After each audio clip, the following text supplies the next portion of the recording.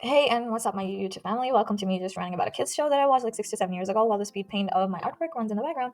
So it all starts with a toy basket. When I was young, I had a pink toy basket with like beautiful girl with disco sparkly outfits drawn on them, and the words that I couldn't understand because I was literally an illiterate human at the time. But 12 years later, I don't exactly remember the timeline, and I'm just assuming here, so don't hate me in the comments because if the time doesn't make any sense.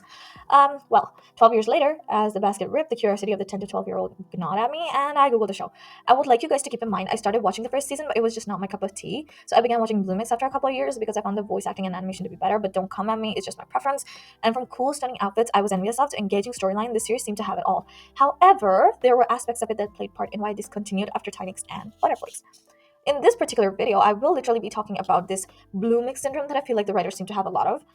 It's just something that I felt it could be that you guys agree for all the right reasons, or all the wrong, or disagree with for all the wrong ones. But this is just my opinion, so take it with a grain of salt. Um, well, this is like a 20 minutes video worth in and of its own because I can go forever on how much I hate the writers for ruining this character while she had so much potential. First of all, I hate how hollow they made her character. It was like her praises and birth privilege was being shoved down our throats all the time. For example, her dragon flame was a pretty cool concept, but do we have to, in almost every season, emphasize how much more important she is than everyone else in the group? A normal girl finding out that she's the strongest fairy of them all, and all the others are just drawn from her power, just sounds like a cliche that a 13-year-old would write in a Wattpad book while they go through the fanfiction phase of their lives.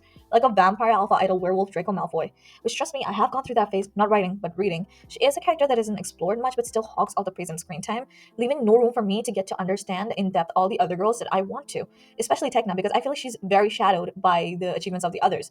Because I remember watching like Blue Mix, Tynix, and Butterflies, but I don't remember, like, for the love of God, any of the magic spell names besides watching the shapes flow out of her hands, flow out of her hands and be satisfied with, yeah, she is a fairy and she has magic.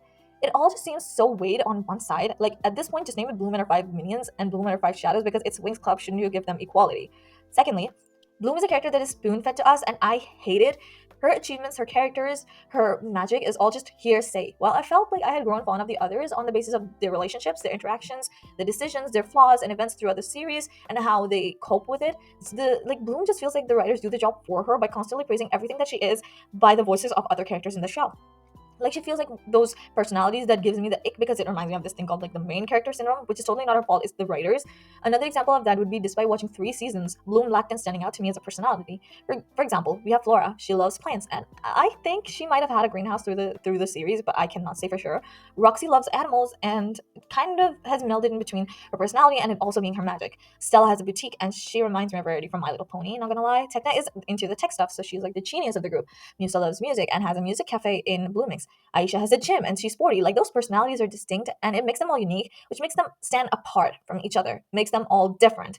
But every time I think of Bloom, it comes off blank. I heard that she has a hobby of painting, but I can safely say in the 3 seasons I watched, it wasn't explored to the point that I significantly can remember that. And it's pretty unfair how it seems that she's the only one who has a transformation named after her. Like, she's not the only princess around, and the lyrics that are played in the background of the transformation of Bloomax, like, we can share the magic of the dragon flame. It literally makes me think like, oh my god, the great fairy of the dragon flame, princess of domino, coolest ew girl amongst all the other fairies, has graced us with a fragment of her magnificent magical power. It just makes a character with so much potential overbearing and crappy.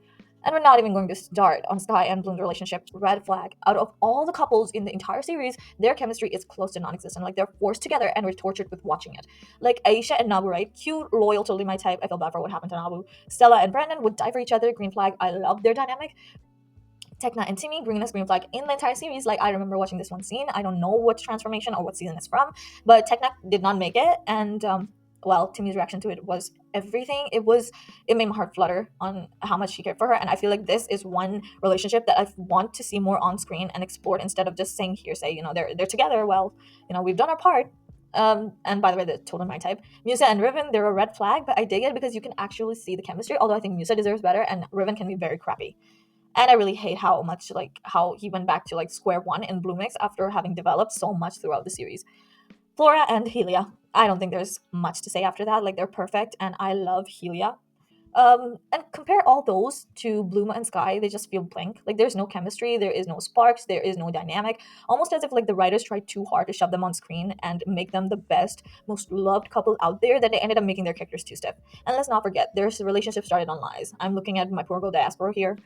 And third, it's not really a big one, but it kind of reminds, it kind of like reminds me of one thing that really stood out to me through this series, because they do transform a lot. So no matter what the transformation is, and no matter what they're going through at that moment, Bloom seems to be the only one that has the opportunity to yell, Winx, transform, and she's usually the one giving orders. Like, it really sticks out like a sore thumb. I would like to see more more of her character written in depth. Like, I want to see more of her character explored, besides the point that she literally gets screen time but just doesn't have the best character on there. It's just my opinion.